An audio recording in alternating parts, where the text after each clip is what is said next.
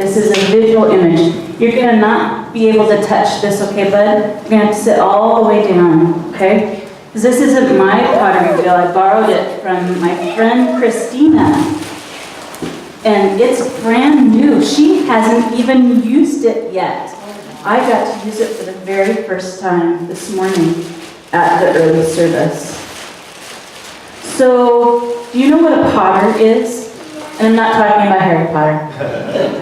Do you know what a potter is? What's a potter? Alyssa? A potter is someone who can make plates and butter dishes. Yeah, a potter is someone who makes things out of clay. And some potters use something like this. Do you know what this is called? Yeah. I said a pottery wheel. Some people use a pottery wheel. Other people build things by hand. And so there's all kinds of different ways that you can make things out of clay. And why are we talking about pottery, potters, clay? Do you remember? That's right, there were some in the ancient times, and you heard something this morning. Remember what you heard this morning? In the very first lesson that Vicki read, it says, "Yet you, O God, are the potter, and we are the clay." So Isaiah, the person who wrote the book of Isaiah, talked about God being like a potter, and that we are the clay. And what's a better way to experience what that image of God is like and to learn what that's all about than to see it? So I take a pottery class. Can you have a seat, Henry, so everybody around you can see? Sure. On the floor right there. There you go. Wash your hands after that. Actually, you're going to need to be all the way on the floor. You have to wash your hands after I do have to wash my hands when I'm done. And I know it's a good day if I have clay in my hair and my face all over, because that's been a good, productive day. I never did that. Yeah. So I have a question for you. Have you ever felt sad No. or lonely No. or discouraged? No.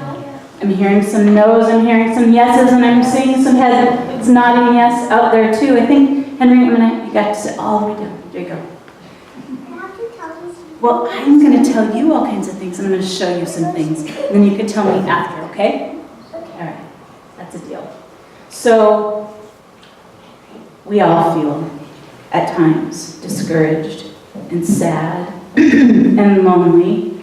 And when I feel like that, I want to remember that I'm not alone, that God loves me, that God is with me, and that God hasn't forgotten me. And the prophet Isaiah was kind of feeling all those things when he wrote part of the book of Isaiah. And he was feeling, kind of like a lump of clay. He was feeling like, what is our purpose? Who are we? I'm discouraged, I'm sad, I'm lonely. I want God to be with me. And he was feeling all these things because they had to go, God's people had to go and live in a different land. And when they came back, everything that they had was destroyed. Their houses, the city, their church. And they were wondering, has God forgotten about us? Does God still love us? We know that God has been faithful to God's people. Is God faithful to us now? Isaiah said he wanted God to open up the heavens and come. But God was quiet. People couldn't hear God. They were wondering if they could see God. Now, as I've been talking, you've been seeing me do something with the clay. And that's called wedging. And when you wedge the clay, you're working out any air bubbles that might be in the clay. You're also trying to make the clay constant in texture so that you don't want surprises when you're throwing things on the wheel. You don't want lumps and bumps. You want it to be as smooth as possible. So that's wedging. And usually when I create pottery, I'm quiet. And I don't usually throw is what you call it when you make something in a wheel, in front of so many people. I was a little nervous this morning about doing that. But usually I'm quiet because for me, it's a lot like prayer. It's kind of a prayer with my hands. But it's not just my hands, because when I'm doing pottery, or when anyone does pottery, they have to be very aware of your body as well. You know, it's not just your hands, but are your feet flat on the floor? Are you feeling centered? And sometimes you don't feel centered. And it's always nice when you feel like that and you have a wise teacher who says, Beth, why don't you go make a snowman out of clay? Go shape a snowman, because you start feeling really frustrated, you can still create something fun and beautiful. It doesn't always have to be on the wheel. So it was in the midst of God's silence that Isaiah cried out and said his prayer. Oh God, you are the potter, and we are the clay. We are the work of your hands. One of the things that I like about making things out of pottery, out of clay, and really any kind of art, is that it's an expression of who I am. It's like when you make something, there's a little piece of you inside of it. And I love art, and I love art that's created by people that I know, because it's like they share themselves with you when they share their art. Michelangelo, the famous artist, is quoted as once saying, I believe that in every stone there is a soul, and my job is to release it. So as artists, that's kind of what we do, to release that soul.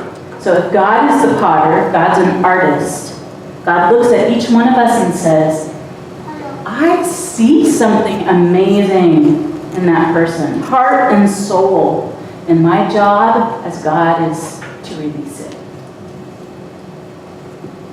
The Bible tells us that in the beginning, there was a swirling mass of darkness and chaos. Now, out of that darkness and chaos, God created. What's it rolling? What was that? What's that rolling? It's not, it's twirling around, it's spinning around, and what you're seeing, what you're hearing is, I put water in my hands and I'm forming the clay. So it's wet? Yeah, it's wet. So I'm trying to center it. And I think this is why I always end up with it all over me. You know, life doesn't always feel perfectly symmetrical and centered. Sometimes it feels really wobbly and kind of chaotic. And God says, you know what? I'm with you in those times. I'm always with you. And sometimes you can feel lumpish, but I'm always with you. And I think that those times when we feel like maybe God is silent, like we don't feel or see, or we can't fully experience that presence of God, those are creative times. That God is like a potter who is quietly, yet very prayerfully, very lovingly pouring over her clay.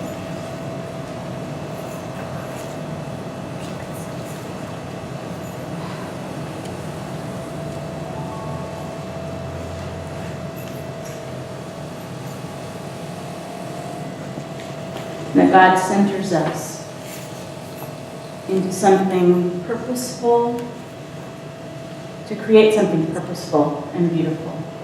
So after centering the clay, in order for God to do something creative and purposeful in our lives, we have to be open, right? So we have to open our clay too. And I opened my mass of clay by putting my thumbs through like that, pushing down. And that creates a little indentation in the clay.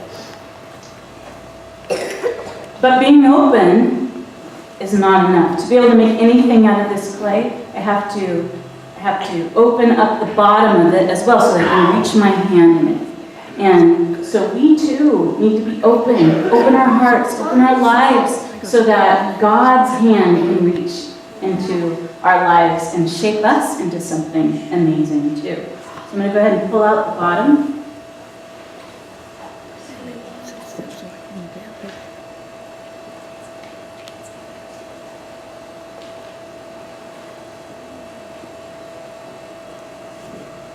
And the water helps make the clay smooth, so it just feels like butter. And then through my hands, except it doesn't melt.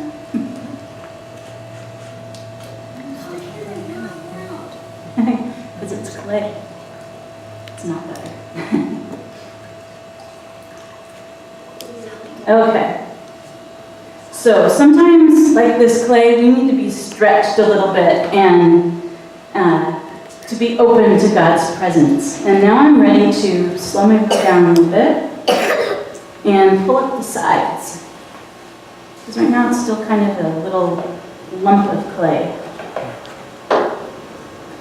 And when we gather together, in many ways we gather together as a community of faith to also be stretched, to be open. Yeah, that's okay. I get it all over me, and I'm okay with that. It'll wash off. Thank you for your concern. But we gather as a community to be stretched, to open our hearts to God, open our hearts to each other, open our very lives so that God can shape us and mold us and form us into God's people, right? So to shape this cylinder, or to bring up the sides, slow it down a little bit more, I need to give pressure, just the right amount of pressure to lift up the sides. Because if I put too much pressure on the inside, the walls will go bloop. If I put too much pressure on the outside, the walls will go bloop. And I don't want it to bloop.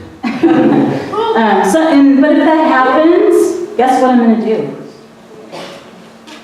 Exactly. I do have another ball of clay down here that I could do it again. And with this clay, I just scrape it off the wheel and take it back to the wedging board and rework it until it's the right texture and consistency to put it on the wheel again.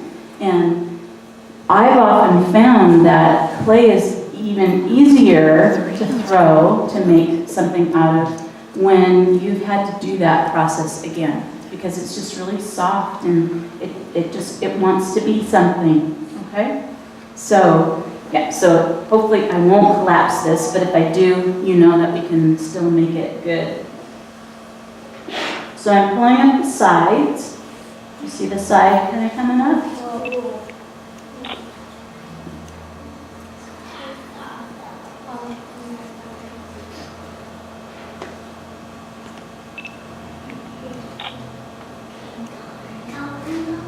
It is getting taller.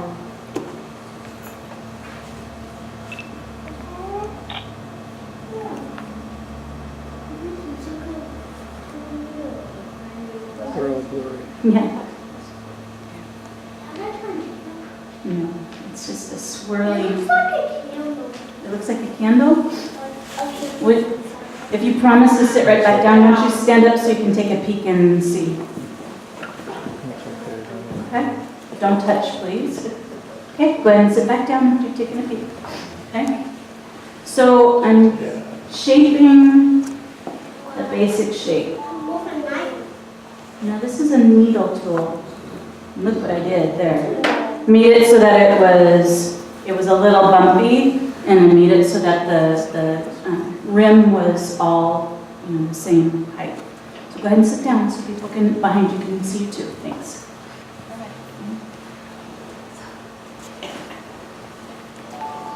So I like this shape, but I want it to look a little bit better. So I'm going to keep working on it. Let's make it a little taller.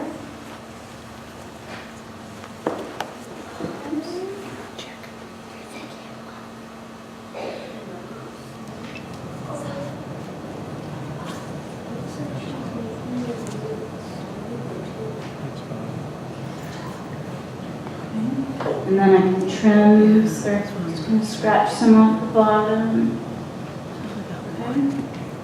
Okay. A little bit more, okay, because this feels really good. And that's often the trick, is knowing when to stop.